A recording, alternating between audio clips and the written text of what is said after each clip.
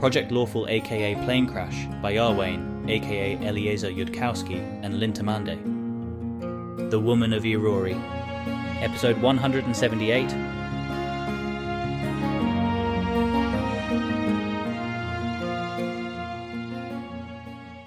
Carissa stares dumbfounded at Abigail for a moment, torn between being baffled and being sad. So either Asmodia figured out how to arrange her escape to Osirian, likely with Clepati's help, or she committed suicide, plausibly still to be raised by Osirian, or she committed suicide and successfully, somehow, got herself eaten. No. And there's another feeling, rapidly catching up with and then outpacing the bafflement. The idiots, all of them. The fate of Cheliax at stake, and it took them a matter of weeks to break Asmodia's remaining loyalty, which was based on our competence and potential for achievement, because what were they thinking? People's remembered thoughts do twist and change under such circumstances.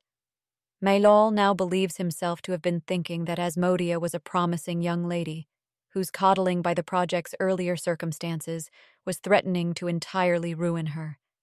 That Asmodia had been led on with far too much mercy, making her believe herself to have a far stronger negotiating position than she did, to lose her necessary and protective fear of her superiors, to engage in openly traitorous speech and finally outright insubordination, and that he was applying a carefully measured correction based on a previous punishment in Ostenso, which had not then broken her. I expect that what Maylol was actually thinking was that Asmodia had no way out even in death, and no choice but to serve well or suffer worse, that she was being unbearably insolent, and that she needed to be put back in her place. This, in fact, would have been a completely unexceptionable belief in a world where tropes did not exist. And, of course, it did not occur to these idiots that possibly, if Asmodia was acting like she had a strong bargaining position, she was pretty sure she did. I'm not sure that would have occurred even to me, especially if Abigail herself had not known about Asmodia's sealed thoughts or Gorthoclex's authorization. I don't like thinking about tropes either, and the possibility that Asmodia had made herself their mistress and could deliberately invoke her own character Jeopardy to arrange a murder mystery around herself would have taken me absolutely by surprise. Carissa, you can't just treat everyone who acts like they have a strong negotiating position as if they do. Your Majesty, Asmodia is not of a character suited to hell, and yet she came back from it happier, more alive, more driven, stronger. This was of interest to me, because I want to know why hell can't do that reliably. She refused to tell me anything, and hell shared nothing. And so I imagined I wasn't supposed to look further, but there was more than usual cause to wonder if she wasn't bluffing. Her first owner died in the mere few days he held her. Maybe from Islandism it can be derived how wizards can keep their powers in hell. Maybe she made arrangements with her next owner to let Keltham raise her. Maybe there's something afoot in hell beyond our imaginations. I doubt she was murdered, or at least not without her cooperation. It's a stupid move from people who expected crown and church attention on whatever came next, and she had more reason to think there was a next step to her plan than anyone else on site would have had to think she couldn't simply be resurrected. Anyway, the idiots let the whole project go to the abyss, then tried to call her bluff, and she wasn't bluffing. Why did they let the whole project go to the abyss in the first place? Because the project was twisted up in a strange shape around Keltham, and he wanted to see what a normal shape was before he began to fuck with it, said Mayol, because the slaves needed to be allowed to exercise their natural impulses after so long, and your subordinates' failures would give you a stronger psychological position in their minds to come back and tell them how you wanted it, said Subarax. Because when I briefly looked in from Nidal, I didn't have time to run everything myself, and I was hoping a strong natural leader would emerge from among the half-formed Ilani if their former leader and protector was removed, and they were threatened a tiny little bit, says Abigail. And because she was busy in Nidal, and did not herself understand what must be done to create keepers, but it would not involve shielding them from adversity, says Aspexia. To be clear, we were not correct. A wise assessment, Your Majesty. Careful, Savar, Abigail does not say, because she has in fact failed, And if this is the start of Carissa Savar deciding to remove her from her throne, then so be it. If you wished something else to happen, you should have commanded it so, Savar, she says instead. Your Majesty, I would like to return to my project, that it may serve you better in building Ilani and outpacing Osirian and resembling the Abyss a little less. Then I will finish out this debriefing. You have heard the worst that there is to hear, and it's the worst thing that happened in a month of your being away from Project Lawful, which is not very far above the project's base rate.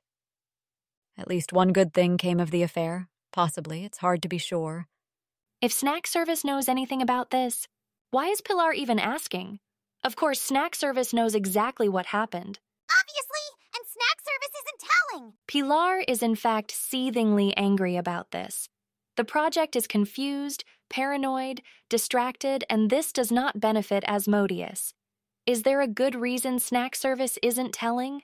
Resolving that uncertainty would benefit Asmodeus, sure, but it wouldn't benefit Caden Kalin. It's just like why Snack Service let the whole thing happen in the first place. Asmodia being gone hurts Asmodeus, but hugely benefits Caden Kalin, so Snack Service did nothing. Snack Service only acts when the interests are aligned. There would be a very noticeable twitch at this point if you were watching Pilar and had a reasonably high sense motive.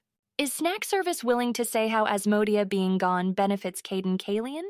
If the thing with Asmodia hadn't happened, say, if Pilar had invoked the curse's power herself to bring order to Project Lawful, or even just agreed with Asmodia to protect the Savar loyalists, and Caden Kalin had successfully managed the consequences of that as best he could, the best case outcome from that would have been a few tens of thousands of Asmodeus worshippers surviving who would otherwise have died within the next year, thanks to things Asmodia would have done. The worst case outcome, if Pilar had intervened herself, would have been that it ruined Caden Kalin's entire master plan and left Asmodeus holding all of the benefits from all of the sacrifices that Caden Kalin made. Caden Kalin would have been left with nothing, and all Snack Service's hard work would have greatly benefited only lawful evil and not chaotic good at all, and Asmodeus would have gloated. Twitch. Don't feel too bad. If there had been any significant possibility of Pilar doing that, Caden Kalin would have made different plans in the first place. So it's not that Pilar could have changed things much by being a different sort of person, even if it would have changed things if she'd suddenly acted differently without any gods being able to predict that. Caden Kylian only steered events this way in the first place, because it was a very reliable fact that Pilar was too much of a subby sub to want to do anything without orders, even when that would have obviously benefited Asmodeus. A Twitch. Obviously that this all provides a valuable lesson for Pilar is part of Caden Kalian's plan too. To be clear, in the future, when Pilar tries to do things that seem to her like they should benefit Asmodeus, they'll sometimes hurt Asmodeus and benefit Caden Kalin. But on average, on the whole, on net, and in probabilistic expectation, for Pilar to be the sort of person who goes down that course will benefit Asmodeus. You can't actually become a true Ilani and then a power of hell if you just wait for orders your whole life, you know. Pilars who stay just subby subs definitely don't get to see their mother and sister again. Of course, Snack Service won't say what the probabilities are if you do try. Twitch. Snack Service apologizes for being mean, but it's the only way to snap Pilar out of it. Snap. Hey, Paxty. Here's a cookie from me to celebrate being rescued from the dumbest ass in security who hasn't worked out the reason that all the other securities have gone very still and well-behaved without any explicit order changes that would require their superiors to admit they made a mistake. And you get one warning. Fuck off, behave yourself, and don't bother anyone or pull any shit until Savar gets back with explicit orders about what to do next. Oh, you. You're the Cadenite who likes being raped, aren't you? I'll get around to you, don't worry. When you get to hell shortly, let your owner see within your mind that Pilar Pineda, trusted of Aspexia Rugaton, did instruct them in Asmodeus's name, and as her own incentive, that you spend every minute until you get raised, being kicked repeatedly in the testicles. Oh, now this I have to see. You think you can... In the name of friendship, die. I am the most proven Asmodean in Project Lawful. I am the sanest person in Project Lawful. I am the scariest person in Project Lawful. And right now, I am the most annoyed person in Project Lawful. This dominance contest is over. I win. Now behave like fucking sane people until Savar gets back, or I will fucking make you behave. Pilar then promptly turns herself in to higher authority with a complete and slightly less than fully professional report, including the fact that Snack Service said that she needed to think and act on her own before seeking orders from the Most High for maximum benefit to Asmodeus. Good for her. Does she formally have the command right now, or is she just, doing that independently? It was not deemed wise to recognize the resulting informal arrangement formally, but it was made clear to Mailol and to Subirax's replacement that they were to seek Pilar's counsel on matters related to Ilanism or tropes.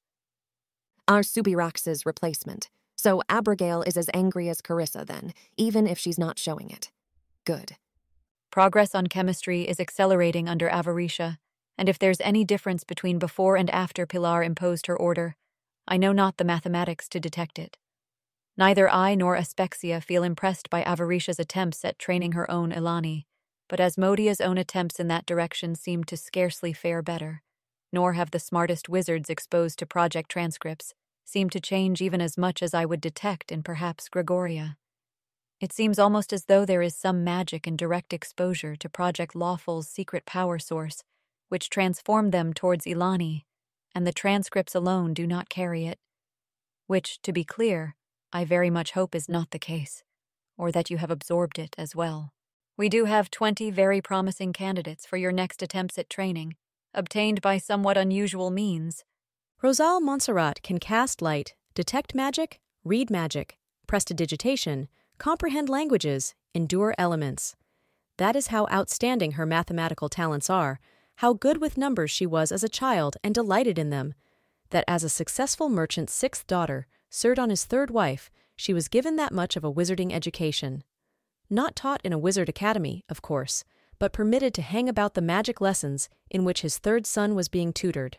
A year or so after those lessons ended, the house's 5th daughter was due to be married off to an older man, rich and successful, strong-looking, and with the appearance of a short temper. To Rosal, he seemed rather like the sort who might hit her sister. Surely, she had thought, a good person would do something about that, though she obviously had little to no power in her household, and the alliance was not one her father could afford to lose. Rosal Montserrat, who was not as pretty, but did have that wizardry going for her, put forth her best effort at seduction and managed to get herself inserted in her sister's stead. It is a year later now, and Rosal Montserrat is reading in her bedroom by the glow of her light spell, feeling miserable, with fresh bruises yellowing about her face, her eyes, her thighs. You're corrupting him, you know. Rosal is whirled about, standing, holding in her hands the letter opener from her desk as if it were a real weapon. Who goes? Who dares? Your husband was a good man before you thrust yourself into his life. Rosal stares at the shadowy figure who stepped out of the corner of her bedroom, her heart hammering in her ears, not quite loudly enough that she doesn't realize that the rest of the household is far, far too silent. This is a mage, a real one, not her miserable imitation, and if they want her death or her hostagehood, she will have very little say about the matter. What do you want? Rosal says, because it's possible that if she asks, she'll be told. To trade your soul for your husband's. I do not understand, apart from how it's even scarier.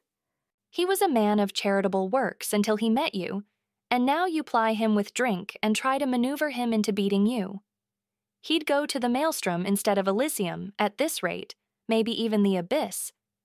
And at the end of your own life, Pharasma would judge you for Axis, for your other attempts at good deeds and charity to ease the guilt you feel. You belong in hell. Both Elysium and hell would be better off if he and you went there. I don't belong in hell. Who are you? Someone who belongs a little less to hell than you do. I've loved other people. You never have. I've wanted to do good deeds out of the kindness in my own heart. You've never felt any impulse to goodness that wasn't about guilt and rules and what the authorities in your life raised you to believe you ought to do. You don't want to do good. You don't want good things to happen. You want to be obedient and clean, and not defy what your priests and parents and teachers told you was right. I want pain in part because it's in my sexuality. You want pain only because you know you deserve it. You need someone to correct you, set you right, hurt you the way you deserve, let you pay for your mistakes, keep you in your place and sear away all the wretchedness inside you. And the problem, you see, is that your husband isn't a devil and can't give that to you. You belong to hell. You've always belonged to hell. If you'd grown up in Cheliax, you would have been a powerful wizard and a faithful Asmodean. And if you'd been assigned to corrupt a man like your husband, you would have gloried in the pure service of it. What do you want from me? Your soul for your husband's. He's no angel for all his charity, or he wouldn't go along with you, but he can pull himself together if his wife doesn't pour out drinks for him. You're such terribly bad people for each other, and someone else might call that lovely, but good and evil both have better uses for you two. Come with me to where you belong, freely and of your own will, setting aside that half-hearted attempt to be good and assuaging your guilt with the knowledge that your husband's soul will be saved by the last decision you ever make in goodness's name. I'll leave behind a magic item that repays your bride price and then some, and he won't try marrying again. And if I say no? If you were going to say no, I wouldn't be here. Don't worry, Roselle. It's the last decision you'll ever have to make as this person. It's no kindness to somebody like you to make them choose and not just tell them how it's to be.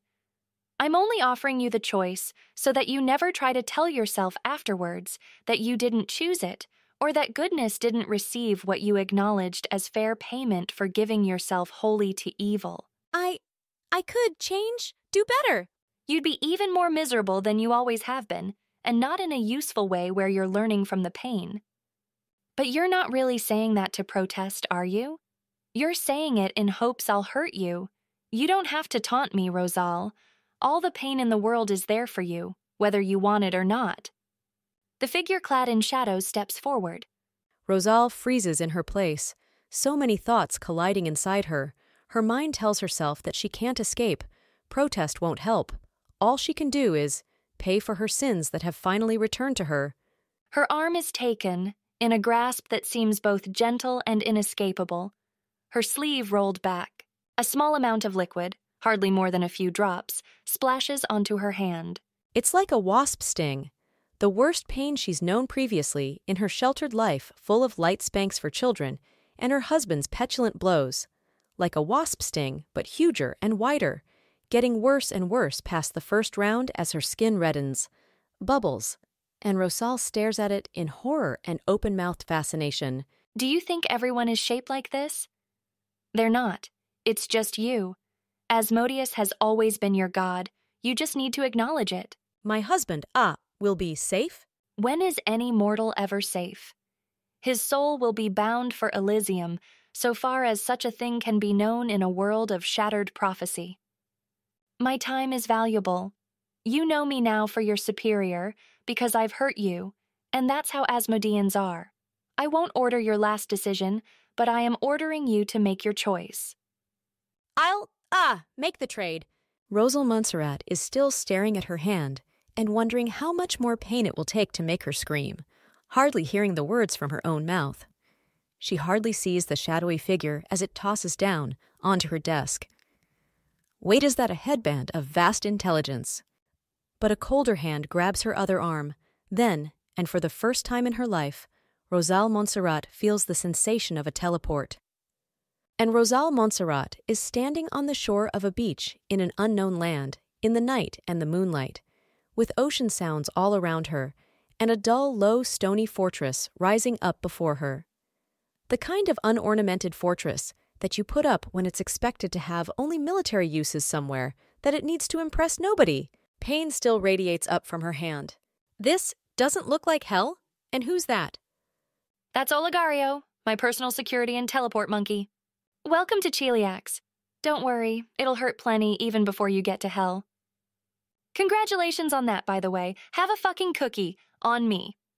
This is not really how anything works. But Snack Service supposes that if you give an Asmodean a chaotic good curse, they're going to spend their first times wielding it on trying to lawyer a lot of rules that aren't really there. Do we, in fact, have a task force dedicated to figuring out what the fuck Caden Kaleen is playing at? It's derivable from what Keltham knows, therefore it's derivable from what we know, and I'm getting the sense the stakes are fairly extraordinary. The task force is that I can't do it. Aspexia can't do it. And if you can't do it either, then I don't know who the fucking Cheliax is supposed to do it. Why do you? Well, maybe we can simply ask Pilar to go around finding girls like me instead of girls like Pilar. 11 of the 20 are men. Regardless, I'll leave that to you to discuss with Pilar and command her accordingly. That is all I had to say of Project Lawful and Project Chemistry that I thought you should hear from my own lips. If you're good at reading people, it's obvious Carissa has many more questions, but she's planning to ask them of someone it's not dangerous to yell at.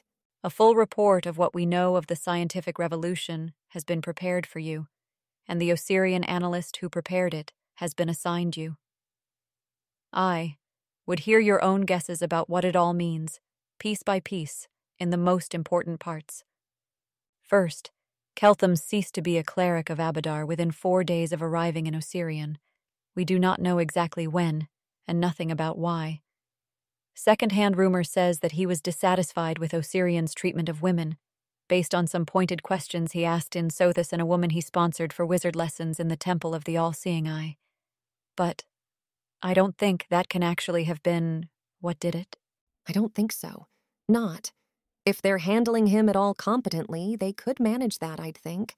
And Abadar doesn't even know what a woman is. Maybe if he drew the exact right kinds of distrust of authority out of his time in Cheliax? It doesn't feel right by the tropes for it to be that. We never get anything because we're lucky, and sponsoring a woman for wizard lessons in the Temple of the All-Seeing Eye doesn't seem very... I guess it's good, but it's an awfully Abadaran kind of good. Then why? Tell me your first thoughts. They need not be your last ones. A lie, put out to deceive us, or a truth arranged mutually for the same reason. He's worked up about hell and is picking Iomede instead. He feels that Abadar mishandled his arrival in Golarion, didn't follow Dath Ilan's ideal of cooperation, so he doesn't want to work with him anymore. He and Abadar disagree about whether he should preemptively destroy Cheliax. I'd suspect it was that one, if not for how undestroyed we remain. Him having a disagreement with Abadar about that, sufficient to uncleric him, need not imply that his Osirian hosts would back him on it after, or the many countries party to the scientific revolution. Next. Keltham has taken up a succession of headbands, the first we don't know, then a +4 cunning headband, then about a week ago a +4 cunning +4 splendor headband. He is said to be drinking of Nefretti's wine. It's dismaying news. I'd dared to hope he'd keep his fear of such even after leaving Cheliax. Yes, that's bad. I'm not sure I can predict Keltham with +4 intelligence. Did we send him Meritzel?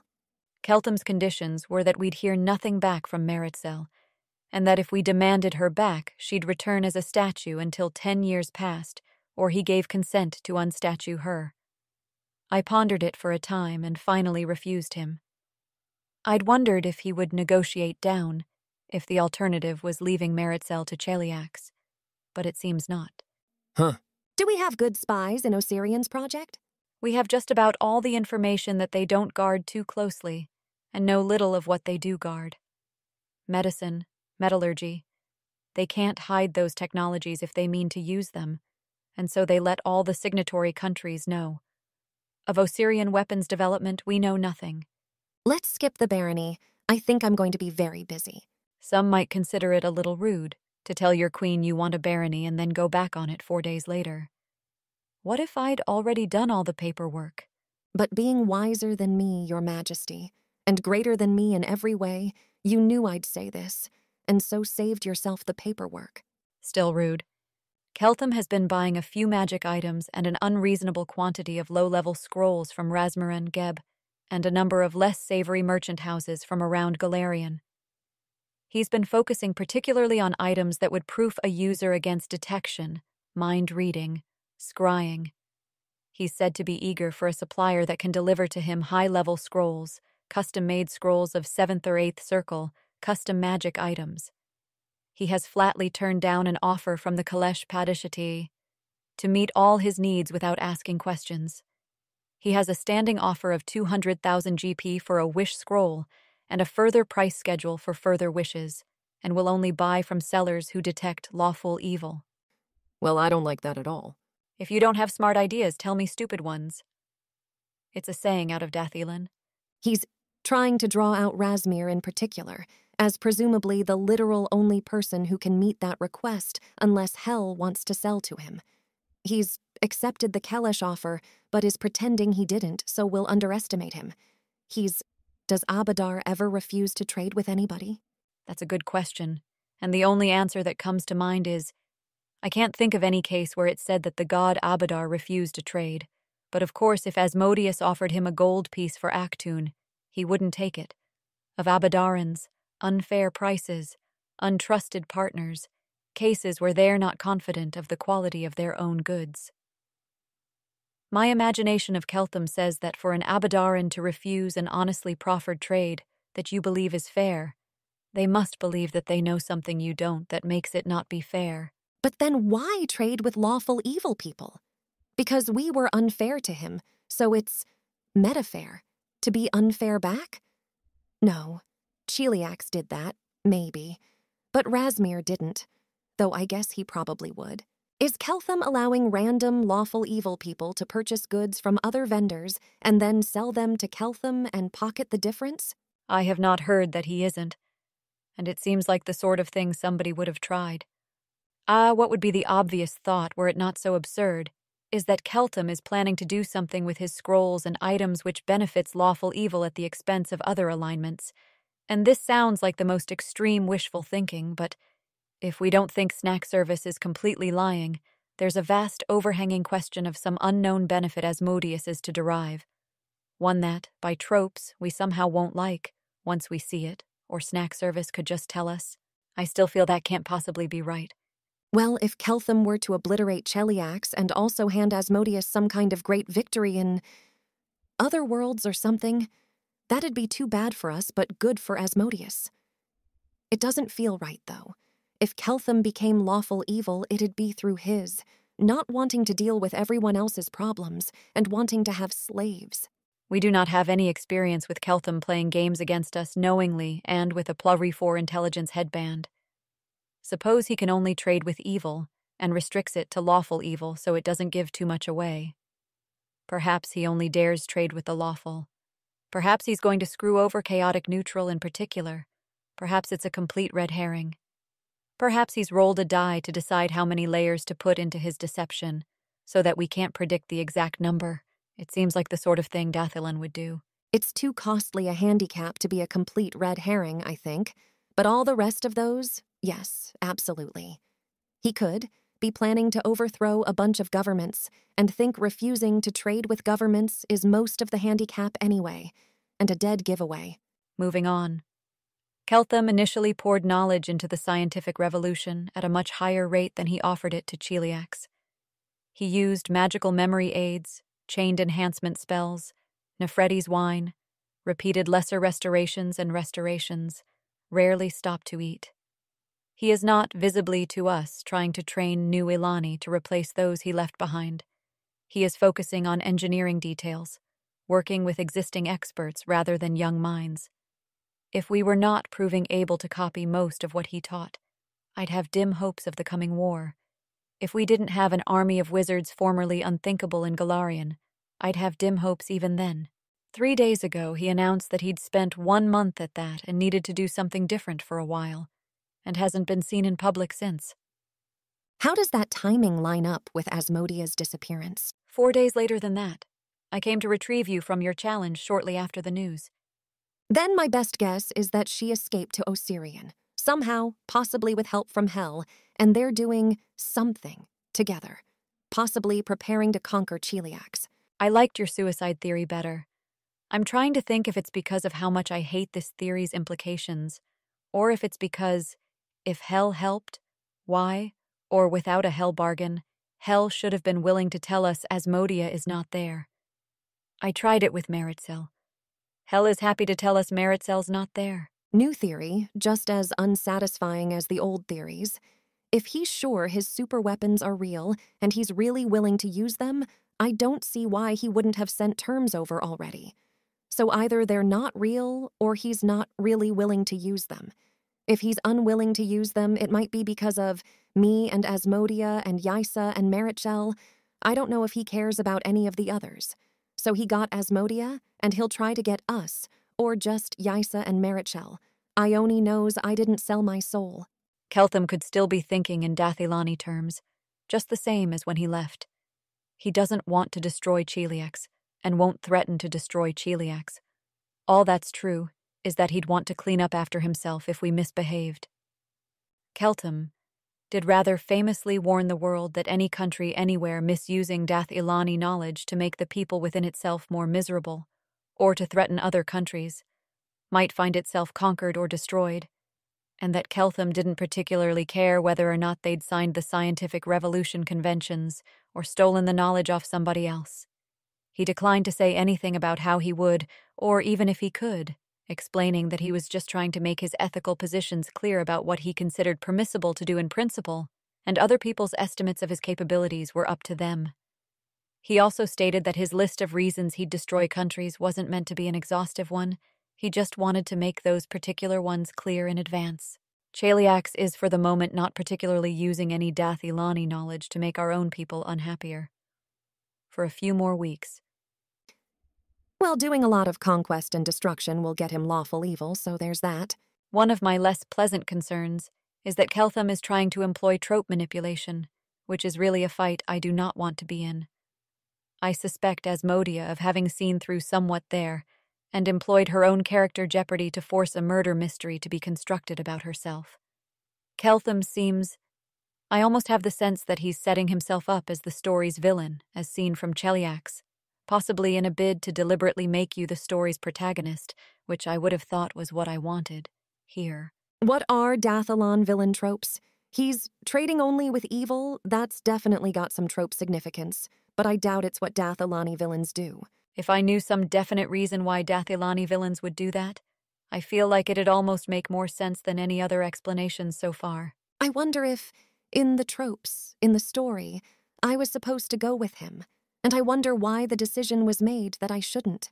It's among the hardest judgment calls I've had to make in my life, taking into account the speed with which I made it, and the circumstances under which I made it. And Aspexia gave me an angry lecture about all the different reasons why you should have made that decision, and not myself. By Keltham's methods, I should ask your reasoning before speaking mine. In your own judgment, did I choose wrongly there? The crown bids you answer, and truly. I don't know. If it had been my decision, I'd have gone with him. But that's because deciding not to would have been a much bigger break with him than not having it be my call. Maybe I'd have some influence over him in Osirian, though he isn't an idiot, and wouldn't have trusted me, and would have been angry with me and too damaged himself to hurt me about it. I don't think I would have defected to Abadar, in light of how Keltham abandoned him almost immediately. All I had at the time was the visualization of the stories that would play out with Carissa and Keltham in Osirian, each trying to persuade the other to their point of view. The stories that could play out with Carissa in Cheliax and Keltham in Osirian, each yearning to be reunited but also to win. And the purely wordless sense that the story resolutions of the first story didn't look like Cheliax conquering Golarion, or learning how to make great armies in hell, or, yes, Carissa rising to be a power of hell who could make those armies, and if there was any victory condition there for Asmodeus, I wasn't seeing it. Aspexia was not satisfied when I told her that this logic didn't depend on whether or not you'd sold your soul, even without an option, that you having sold your soul would only create a challenge for Keltham to ravel hell or bring Asmodeus to terms. Apparently she thought that being told by hell you ought to be allowed to travel, as if you'd sold your soul, and allowed access to your teacher, as if you sold your soul, ought to have led me to hesitate more before keeping you inside this country and not letting you access your teacher. I told her that Hell's words were no vision of Asmodeus and couldn't hold that much weight, and, realistically, had probably been intended for circumstances now changed, for if they'd been meant to describe that situation, they'd have been put differently. She told me that decision should have been her call and not mine. She didn't actually say it was the wrong decision, or even the wrong reasoning, only that I shouldn't have stepped forth to make the call. And, even in retrospect, I can't honestly say I'd do it differently, if I did it over. The story of you and Keltham in Osirian, trying to persuade each other, has a disturbing shape, one that couldn't end with a clear victory for either of you, or a compromise either. As best I can grasp tropes myself, if you're apart, it at least holds out the possibility of you being reunited. Nod. She can imagine the Most High being furious about being told Hell's words were no vision of Asmodeus and couldn't hold that much weight, even if it was right. Especially if it was right. Perhaps that'll be so, she says. Even if allowed to travel, I would not travel, if you believe it does not serve Asmodeus for me to do so, and even if allowed to access my teacher, I would not go to him, if you believe it does not ultimately serve our ends. For now, I do not. I think that your separation is the greatest tension in this story, or at least the greatest tension that we plausibly understand, and the one over which we have the most control. If you went back to him, it would have to be under conditions exactly chosen. There's a strong case to be made that if someone unleashes Rovagug, and the two of you working together are required to stop it, even then we must only allow the two of you to reunite if it looks like Keltham was sent in the first place to stop Rovagug, and not Rovagug was unleashed because we had vulnerability to that cause of you coming together. Part of me is worried that reality itself just ends after the two of you are reconciled, like a book ends, but if that's so, it'll unavoidably happen at some point or another, and so I've decided to ignore that possibility. If I have any power over it at all, Your Majesty, this story will not end until I am a power in hell and satisfied with the whole place. That's not a good time for it to end either. I will strive to do better than that, Your Majesty. I'll be legitimately impressed if you figure out a plausible way how. If I were an author, I think I'd be pretty infuriated with a character who tried to stop the book from ever ending, and it wouldn't work either. Ostenso non-intervention region. Carissa Sevar marches into the fortress with her cloak billowing, and her fingers sparking with lightning, and her +6 headband of intelligence about her forehead like a crown. She would give almost anything to have teleported in under her own power, but alas, wishing intensely to be Fifth Circle does not make one so. Instead, she had to use a scroll. The first person she sees is a security, one of the new ones now that the project no longer requires the highest security in all of Galarian. Assemble the full staff of this project in the dining room in 10 minutes, she tells him. All researchers, all priests, all security, all slaves. Am I understood? Sir, The project sure is larger than when Savar left. Over 100 people are gathered into the dining room within those 10 minutes. There's a number of halfling slaves for maintenance, the sort of personnel who would be camp followers if this was a mercenary band rather than a highly secured project.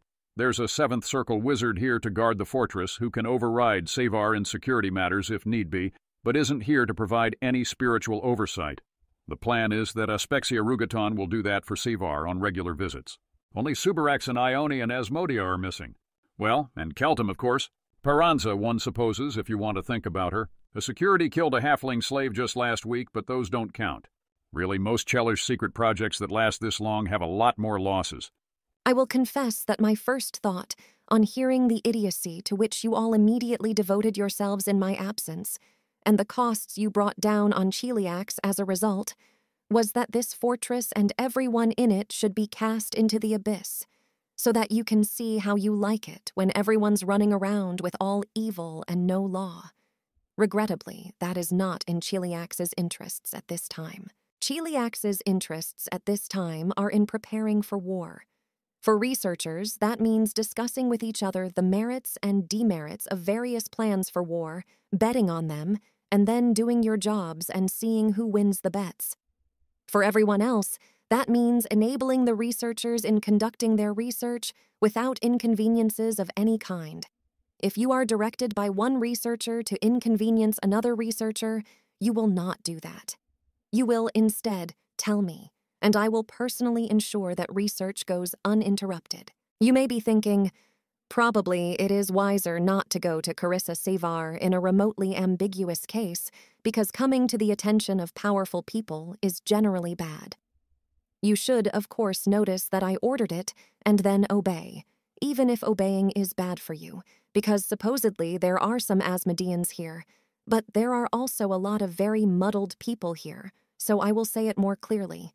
If you come into my office and say, I am concerned that I was ambiguously ordered to inconvenience a researcher, and then recite a perfectly innocuous conversation, I will tell you I appreciate your time and send you on my way. If there are problems and I learn you knew about them and didn't say anything, then you will die in pain. Furthermore, I intend to instruct some of the researchers and security here to, with my permission, give out orders to inconvenience researchers. This is a test. You pass it by coming to me. You fail it not only by doing as ordered, but also by not reporting it. That is how we will handle any issues of researchers being inconvenienced going forwards. Are there questions? A Sevar loyalist security will message to her, with considerable spiteful satisfaction, that a number of very silent people are thinking a question they're not voicing. They're wondering how they are to be punished. Oh, and some Sevar loyalists are wondering about how various other people are going to be punished. A good question. We'll get to it at the end. Next, you might be thinking, that is a lot of time Carissa Sevar will personally be wasting with our petty dramas. I have two observations. The first is that if you don't have petty dramas, then my time will be wasted only the occasional mistake, and not very much of it. The second is that I am, in fact, in the market for a person who is capable of predicting, having heard various petty dramas, whether I'd have wanted to hear about them. You will sit in the corner of my office, write down your guesses, and then we'll see if you were good at guessing. This position is available to everyone who isn't a top-tier researcher. You have better things to do. The major job perk is that you'll be very valuable to me, and I will not want to go through the hassle of finding another one. If you are interested, you may find me in my office after 2 a.m. I expect to be busy until then. Next, I notice this project has something of a leaks problem. Osirian knew far too much about it, and still does, and there are some fascinating rumors spreading in Agorian. The same policy applies for this as for inconveniences to my researchers. If you learn something, even if you're not sure if it's something, tell me. Eventually, you will tell my predictor secretary, once I've trained one. You will not be punished for wasting my time. You will die in agony if you knew something and decided not to mention it to anyone.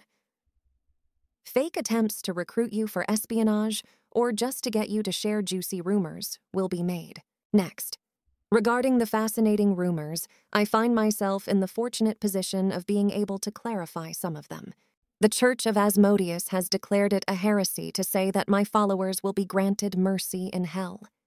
Some heresies are tolerated on this project, but that one, I think, might cause a great deal of drama, of which we have enough. The truth is this. I intend that my followers be granted power and glory in hell.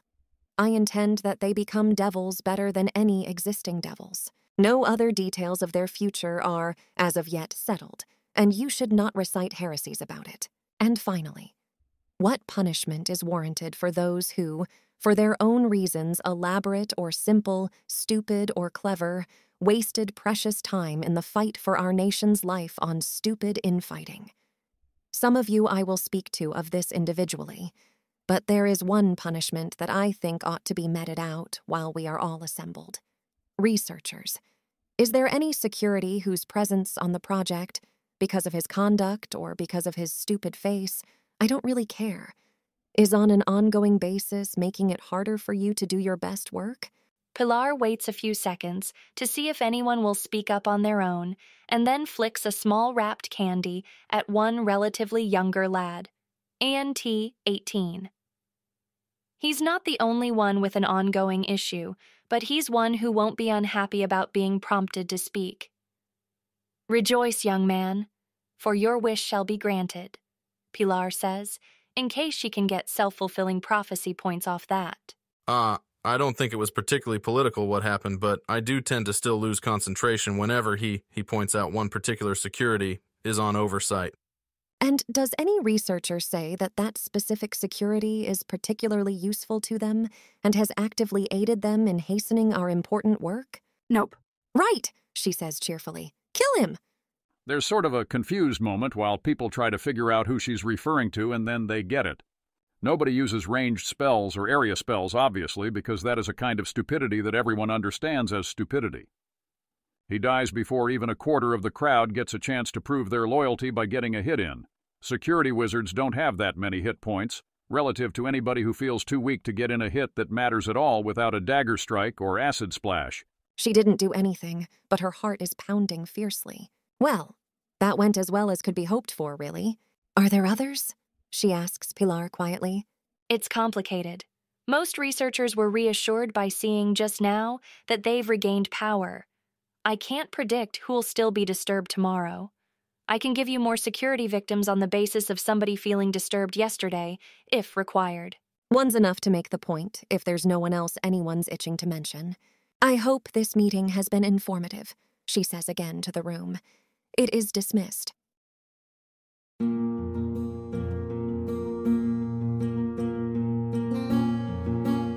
If you wish to support this AI reading and others like it, please visit patreon.com/AskWhoCastsAI. Any help is appreciated. And thank you to executive producer John Doe 7776059.